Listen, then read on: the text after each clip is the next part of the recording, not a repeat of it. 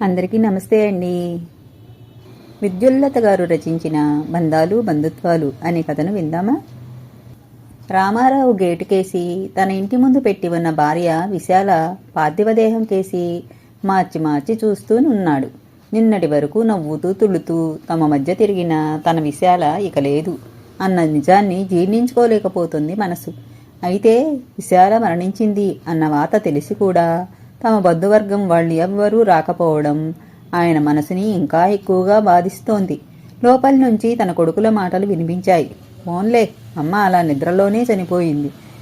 ఏదో అనారోగ్యంతో హాస్పిటల్, డాక్టర్లు అంటూ తిరగక్కర్లేకుండా. అది పెద్దవాడి గొంతు. అవునన్నయ్యా, ఈ రోజుల్లో హాస్పిటల్కి వెళ్తే మాటలా? బోలెడు డబ్బు ఖర్చు. ఆ డబ్బే ఉంటే ఇంకో అవసరానికి పనికొస్తుంది అంటున్నాడు చిన్నోడు. చిచి, కన్న తల్లి మరణంలో కూడా డబ్బు గురించి మాట్లాడుకుంటున్నారు తన కొడుకులు. ఎంత హేయమైన విషయం! బాధగా మూలిగింది మనస్సు. విశాల మొహం కేసి చూశాడు. నీవు నేర్పిన విద్యే నీరజాక్ష అంటూ తనను చూసి నవ్వుతున్నట్లుగా అనిపించింది. ఒక్కసారిగా గతంలోకి జారిపోయాడు రాఘవరావు. ఏమండి, మీ పిన్నిగారు అబ్బాయి పెళ్ళి, పాపం మరీ మరీ పిలిచారు, వెళ్ళకపోతే బాగుండదండి, వెళ్ళి వద్దాం అంది విశాల. చూడు, ఇప్పుడు పెళ్లికి వెళ్ళాలంటే దగ్గర బంధువులం గనక పిన్నికి, బాబాయికి, పెళ్లి కొడుక్కి అందరికీ బట్టలు కొనాలి. బోల్డ్ ఖర్చు. ఆ డబ్బే ఉంటే మరో అవసరానికి పనికొస్తుంది. అసలే పిల్లలు ఎదుగుతున్నారు, వాళ్ళకి బోలెడన్ని కొనాల్సి ఉంటుంది. ఒంటి చేతి సంపాదన. నువ్వు ఇలాంటి ఖర్చులన్నీ పెట్టకు అన్నాడు తను. అది కాదండి, ఖర్చు అనుకుని మన వాళ్ల ఇళ్లల్లో జరిగే శుభకార్యాలకు వెళ్ళకపోతే బంధుత్వాలు ఎలా మిగులుతాయండి? విశాల, నన్ను విసిగించకు. బంధుత్వాలు కాదు, నా పిల్లల భవిష్యత్తు నాకు ముఖ్యం. నేను సంపాదించే ప్రతి రూపాయి వాళ్ల బాగు కోసమే అయి ఉండాలని నా తాపత్రయం. అర్థం చేసుకో. ఇక ఈ సంభాషణ ఇక్కడితో ఆపేయి అన్నాడు చిరాకుగా. పాపం విశాల మౌనంగా అక్కడి నుంచి వెళ్ళిపోయింది.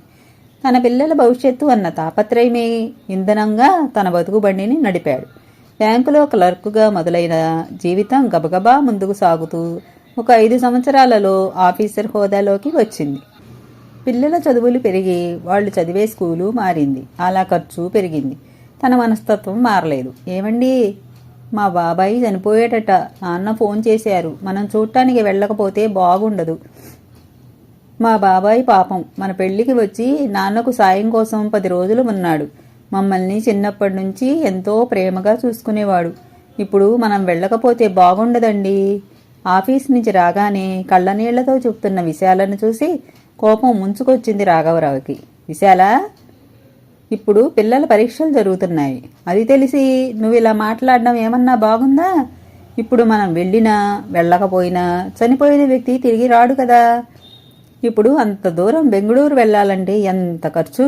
3-4 రోజులు వెళ్తే పిల్లల చదువులకు ఎంత ఇబ్బంది.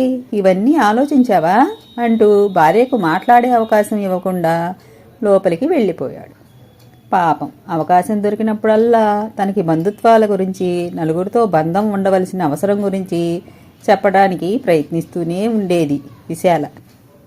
కొన్ని సందర్భాలలో డబ్బు కన్నా నా అనే మనిషి అవసరం ఎంత ఉంటుందో, ఇప్పుడు మనం ఎవ్వరితోనూ సంబంధాలు ఉంచుకోకపోతే ఆ సమయంలో ఎంత చింతించాల్సి వస్తుందో చిలక్కి చెప్పినట్టు చెప్పింది. అప్పుడు తనకి ఎక్కలేదు మొద్దు బుర్ర.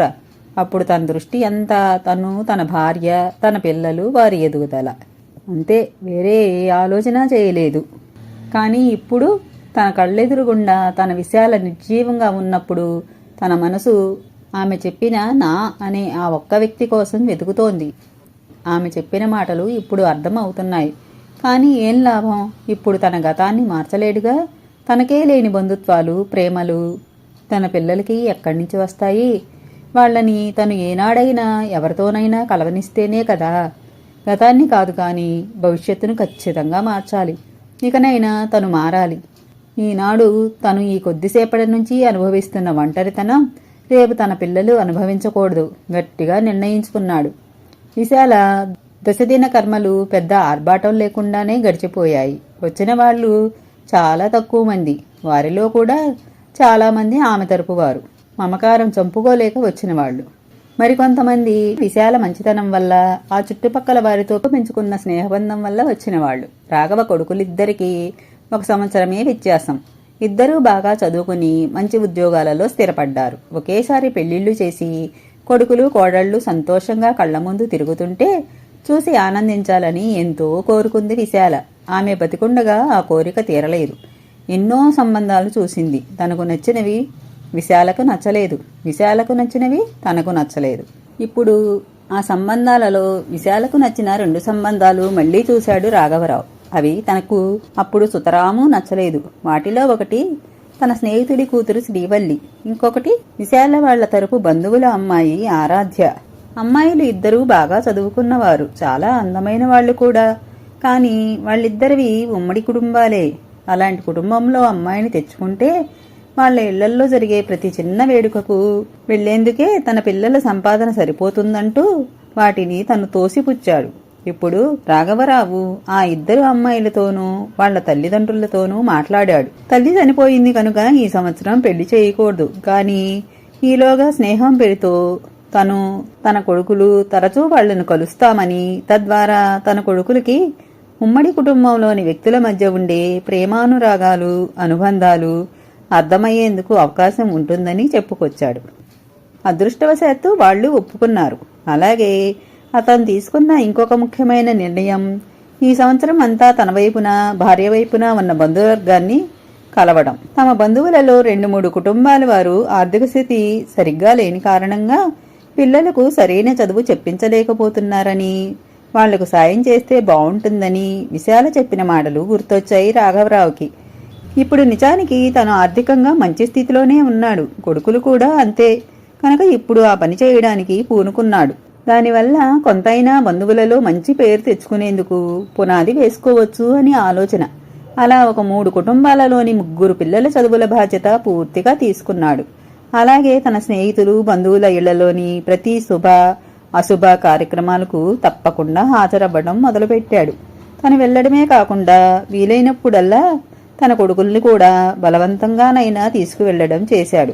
ఇదంతా చూస్తూ కొడుకులు మొదట్లో తండ్రితో వాదులాడడం, విసుక్కోవడం చేశారు. కానీ శ్రీవల్లి, ఆరాధ్యులు పరిచయం, వాళ్ల ఇళ్లకి వెళ్లి వస్తూ ఉండడం వల్ల అలా మనవాళ్లు, బంధువులు అంటూ అందరూ కలిసి ఉండడంలోని ఆనందాన్ని వాళ్లు కూడా ఎంజాయ్ చేయడం నేర్చుకున్నారు. ఇన్ని సంవత్సరాలు తాము ఏం కోల్పోయారో అర్థం అవుతోంది వాళ్లకి. అంతటితో ఆగలేదు రాఘవరావు.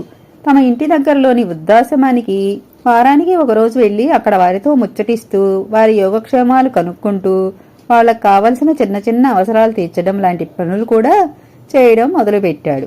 అలా కేవలం తన బంధువులు అయిన వాళ్లే కాక ఇంకా పెద్దదైన విశాలమైన కుటుంబాన్ని పొందాడు.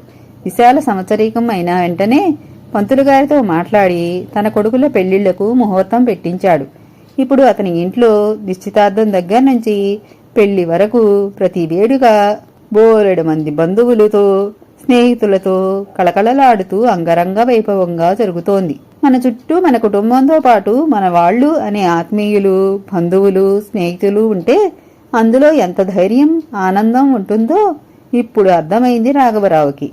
కళ్యాణ మండపం దగ్గర పెట్టిన ఫోటోలో నుంచి విశాల తనను చూస్తూ సంతోషంగా నిండు హృదయంతో నవ్వుతున్నట్లు అనిపించి కళ్లల్లో నీళ్లు తిరిగాయి రాఘవరావుకి. ఈ కథ ఇంతటితో సమాప్తమండి. ఈ కథ కానీ మీకు నచ్చినట్లయితే నా ఛానల్ని తప్పకుండా సబ్స్క్రైబ్ చేసుకోండి.